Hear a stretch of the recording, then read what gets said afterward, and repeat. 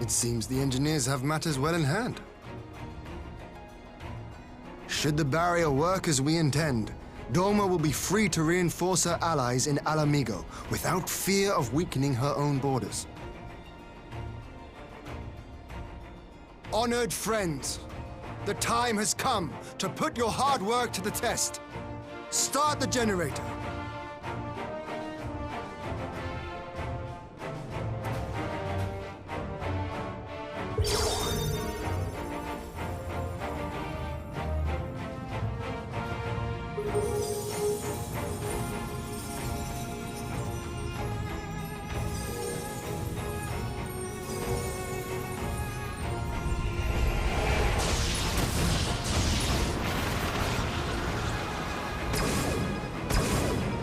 Node 1 is operational.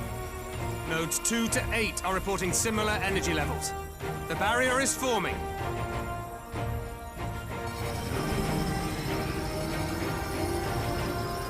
$1,000 yards, 2,000, 3,000.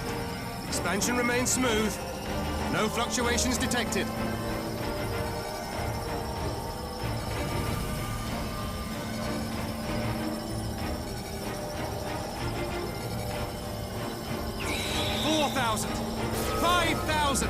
Target altitude reached. The barrier is holding steady at 5,000 yards. We've done it.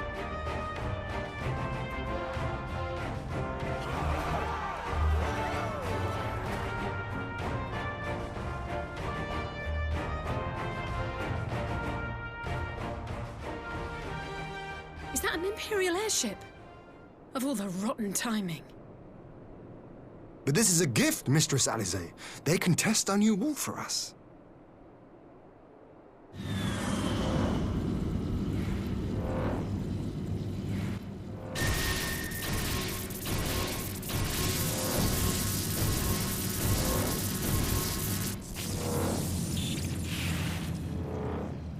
Seems solid enough, though I was hoping for a fireball.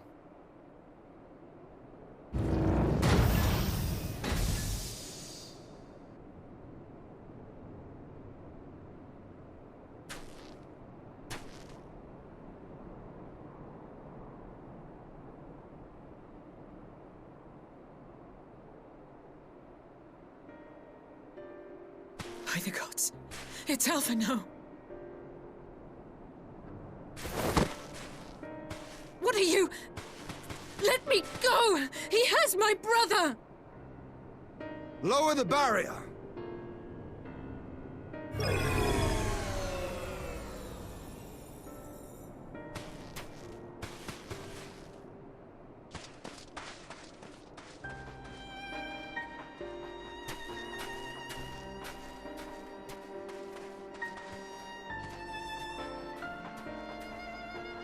Be at ease, girl.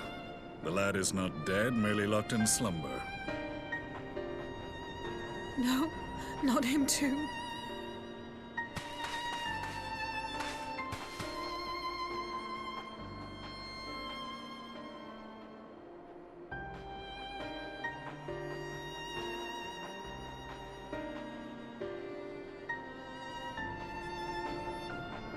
We could identify no cause and found no remedy. Thus I sought to return him to Doma, and into the arms of Lord Hien himself, it would seem. It is a day for fated reunions. Would you not agree, adventurer? Or should I address you as the Warrior of Light?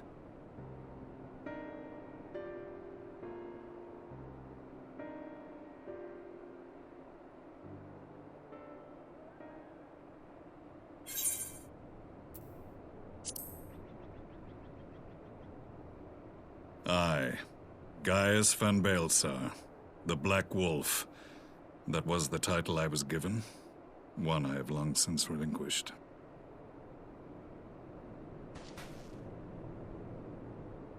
Stand down.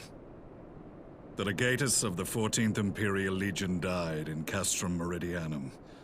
I am no more than Gaius Baelsar, a man without rank or allegiance. Impossible. There's no way you could have survived. Do you remember how it unfolded? How I was deceived by La Habrea? How I was convinced that reviving the Ultima weapon would allow me to bring peace to Eorzea? The Ascian used me, as he used so many others, all to further the restoration of his wretched god. Yet even with the might of Alec at my command, you bested me. And as the Praetorium went up in flames, I was content to burn along with it. For a moment at least. A moment of folly. To surrender my life thus would have been to betray all who died for my cause. It was for them that I dragged myself free of the rubble, and swore vengeance on the Ascians.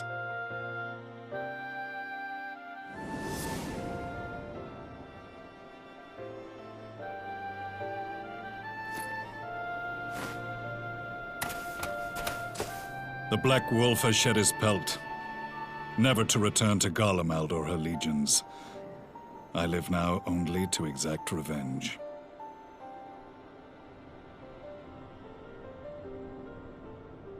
My principal quarry was to be La Habrea, whom I gather you have since ushered onto oblivion. But so many more remain. Long as their kind lurked in the shadows, laboring to sow chaos throughout our world, I would see each and every one dragged into the light and put to the sword.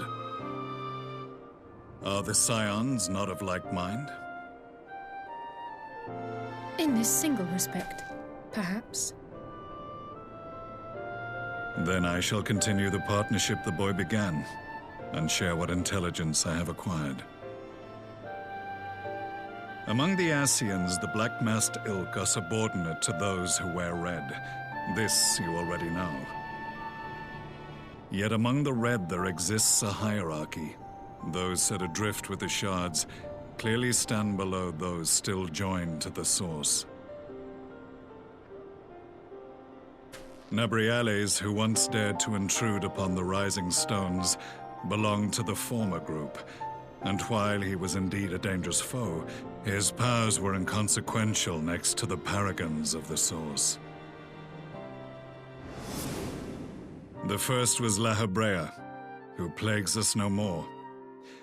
There is also the white-robed Elidibus, and the elusive Emmet Selk, about whom little is known. We have files on La Habrea and Elidibus, but I believe this Emmet Selk is new to us? As I assume my brother told you, we have evidence to suggest that an Ascian now walks in the body of the Crown Prince. Have you identified this interloper? Elidibus seems the most likely to maintain the equilibrium between darkness and light. Your many deeds in Hydaelyn's name have upset the balance, and I believe he seeks to restore it by throwing his considerable power behind the Empire. As a leader of the Ascians, he is one of our primary targets. It was on the trail of this very prey that the boy and I came across the scene of a failed uprising. In the absence of a single Garlean casualty, we inspected the bodies of the rebels, and the lack of any external injury drew my immediate attention. They had been slain by Black Rose, an alchemical invention of the Imperial Army. When I yet served as legatus, I ordered its production halted, and all stockpiles destroyed. Toxic gas is not a tool of conquest, but of extermination. Toxic gas? This must be the new weapon Maxima warned us about. Something deadly enough to sweep away all resistance in a matter of hours. Gods. You don't think they're planning to use this in Alamigo, do you? Put your fears to rest. We infiltrated the production facility and destroyed all existing stores of the chemical along with the plant itself. Even should they rebuild the operation, they will not soon manufacture another batch. Regardless, I would draw your attention to a directive we discovered in the plant's records. The document was marked with a recent date and authorized with the signature of one Zeno Galvus.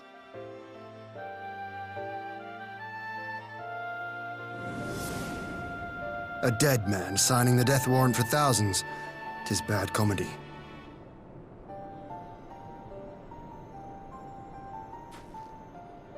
But the tale does not end there.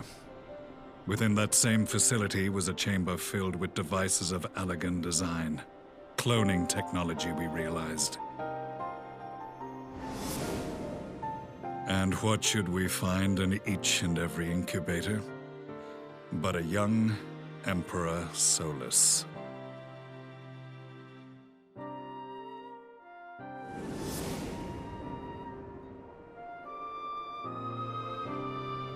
All of which prompts the question, were the Ascians responsible for these abominations, or was it the will of the Emperor? I must know which hand guides the Empire. Though I have given up my rank, I am yet a son of Garlemald, and I will fight for the future of my homeland.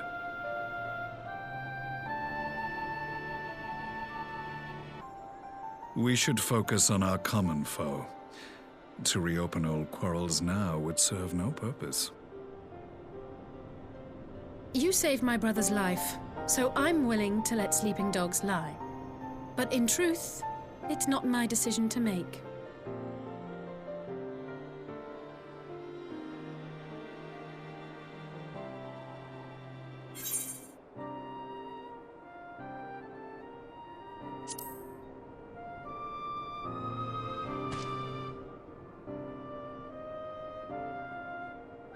There was a time when I scorned those who placed their faith in false gods, even as I, in my blinkered conviction, place mine in Ascian promises.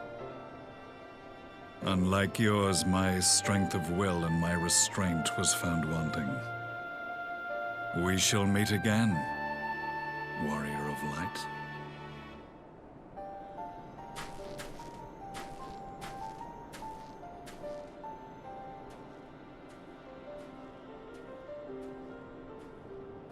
So that was the infamous Black Wolf. An unexpected ally, to say the least.